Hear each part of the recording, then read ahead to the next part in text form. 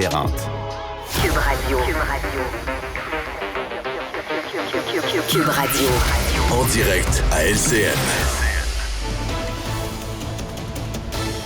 On retrouve Yasmine dans les studios de Cube Radio. Bonjour. Bonjour, Véronique. Alors, la violence dans les écoles. Bernard Drinville a annoncé un plan de 30 millions sur 5 ans. Est-ce que tu applaudis ce plan? Bien, comment on peut faire en sorte de ne pas l'applaudir, là? À chaque fois qu'on rajoute un sou, à chaque fois qu'on rajoute une mesure, une idée pour lutter contre les violences dans les écoles, des violences qui font des victimes tant chez les étudiants que chez les personnels enseignants, le personnel de l'encadrement et tout, bien, c'est sûr qu'on doit applaudir. Là, il y a 30 millions de dollars qui vont permettre non seulement d'aller recueillir des informations, de standardiser les processus et les procédures en cas de violence, la prévention, les campagnes de sensibilisation. Évidemment, bien, tout ça a du bon sens. Et quand ça a du bon sens, bien, on espère que ça va fonctionner. Parce que honnêtement, si ça fonctionne pas, je ne sais plus qu'est-ce qui pourrait fonctionner pour faire un mur à cette violence-là qui fait rage depuis plusieurs mois. On voit que tout le monde est à cran, tout le monde est fâché, des profs se font jeter des chaises dessus, des étudiants se font frapper dans la face comme si c'était des ennemis puis des adversaires. C'est comme, prenons tous une grande respiration et les parents, jouez votre rôle à la maison d'éduquer vos enfants et de leur donner des valeurs où la violence n'est pas au cœur des manières de faire. Puis on va peut-être retrouver une société, notamment une communauté scolaire qui est plus apaisée. Oui, ça, c'était étonnant, entre autres, là, Bernard Drinville qui a dit aux parents là, que ça arrive souvent que les parents manquent de respect. Il me semble que ça fait des années qu'on le demande, mais non, ça change pas, ça. Oui, mais les enfants sont le miroir de leurs parents. Si les enfants parlent tout croche des enseignants, des directions d'école, qui manquent de respect devant leurs enfants, de ce personnel scolaire-là, bien, c'est sûr que le jeune, il va avoir moins de respect pour son enseignante ou son enseignant et pour son directeur ou sa directrice. Les parents, c'est le miroir, c'est la source de la manière avec laquelle les enfants agissent à l'école.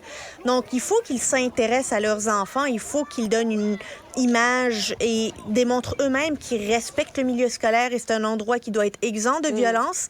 Et ça va probablement avoir plus d'écho, ça va percoler de manière beaucoup plus puissante dans les oreilles de nos jeunes qu'avec n'importe quelle campagne de sensibilisation qu'on va leur faire, là. Voir tes parents dire et surtout faire quelque chose, c'est le meilleur exemple à suivre. Et ça, c'est pour tous les enfants. Et Yasmine, qu'est-ce que le gouvernement va faire avec ces données-là, le nombre d'événements violents? Qu'est-ce qu'après ça, qu'est-ce qu'il peut faire, c'est ça? En quoi ça va lui servir? Bien, déjà, connaître l'ampleur du problème. Est-ce que le problème est généralisé? Est-ce que le problème c'est dans certaines régions? Est-ce que le problème est un problème urbain ou un problème qui est aussi dans les régions? C'est important de savoir ça. C'est important de faire des corrélations aussi avec le profil socio-économique de ces jeunes qui vont à certaines écoles. Est-ce que dans les milieux défavorisés, on voit qu'il y a plus de violence que dans les milieux aisés? Ça permet, une fois qu'on décide des mesures, là, de les personnaliser, d'aller là où ça fait mal, de ne pas faire du mur à mur et de pouvoir être beaucoup plus efficace pour régler le problème là où il est. Mais imaginez donc, il n'y en a même pas actuellement des chiffres sur lesquels le ministre peut se baser. Parce que chaque commission scolaire fait comme elle veut, transfère les informations qu'elle veut, interprète violence de manière différente. Est-ce que c'est lorsqu'il y a une plainte? Est-ce que c'est lorsque la police est appelée? Ou est-ce que c'est n'importe quelle violence verbale? Il faut standardiser ça pour avoir un juste portrait de la situation. Avant d'écrire la prescription, il nous faut le diagnostic. Intéressant. Justin Trudeau a annoncé qu'il suspendait la taxe carbone pour de nombreux ménages. Est-ce que tu dirais qu'il y avait beaucoup de pression là, pour qu'il recule? Bien, la pression, elle est visiblement partisane. Je dirais même pas politique, je dirais partisane, parce que ça fait 8 ans que Justin Trudeau dit que la taxe carbone, c'est la meilleure chose à pelle pain tranché. Tu sais, taxe carbone, il l'a défendu alors que tout le monde est en train d'en arracher, que l'inflation fait mal.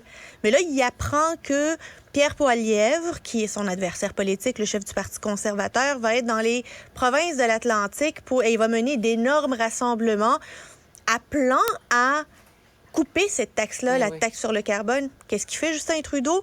Non seulement il annonce qu'il recule sur la taxe carbone, mais il recule spécifiquement dans les provinces de l'Atlantique, pas dans tout le reste du Canada, et juste pour ceux qui utilisent le mazout. Donc vraiment, là, ça, c'est pour répondre à Pierre Poilievre, c'est pas pour répondre aux Canadiens. Et est-ce que tu dirais qu'il fait ça parce qu'il est en panne dans les sondages? Ça va moins bien pour lui? Ben, je pense qu'il a essayé bien des affaires pour monter dans les sondages, mais visiblement, l'échelle est brisée. Fait que là, il a sorti la corde, là, puis coûte que coûte, là, je vais finir par monter de ce puits sans fond dans lequel je me trouve, quitte à empêcher des rentrées d'argent avec cette taxe sur le carbone. S'il nous démontre qu'il est capable d'aller couper dans la taxe sur le carbone qu'il a défendue depuis 8 ans, c'est que vraiment la panique doit être prise dans la demeure. Merci beaucoup, Yasmine. Toujours un plaisir. Merci.